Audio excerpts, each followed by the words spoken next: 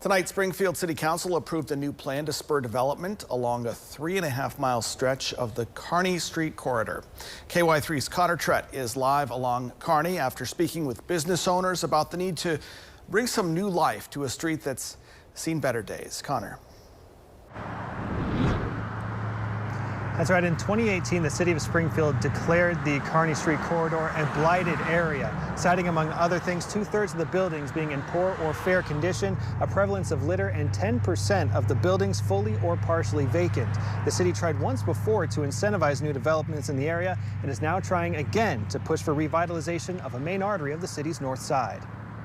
The main thing about Kearney Street is the old reputation and the rundown buildings. The eyesores are not hard to find around here. In 2018, the city of Springfield offered property tax incentives for new developments on the Kearney Street Corridor. It lapsed after 5 years, with 7 developments taking the deal. Becky Voles lives in the Woodland Heights neighborhood, which borders Kearney Street. She says the city included the Neighborhood Advisory Council to brainstorm ideas for the new redevelopment plan. And I think that is absolutely necessary to think of other incentives for businesses to come to Kearney Street, to build on Kearney Street, to invest on Kearney Street. We need to have more than just a tax break. Maybe like what is being done with homes throughout the city, where there are grants, matching grants for homeowners. I think you could end up having the same kind of thing with business owners, having a standard set for Kearney Street, and then with that, some grants available that match dollars that they would put in to renovate and bring that up to a certain standard.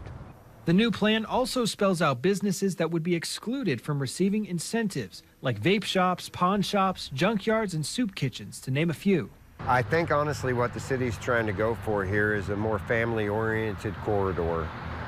They'd like more restaurants, more family-friendly places to shop. I think it would help the overall appearance of Kearney Street in people's minds if we could get a bunch of the older buildings down, and if they're able to be fixed, get them fixed and get new tenants or new businesses in them.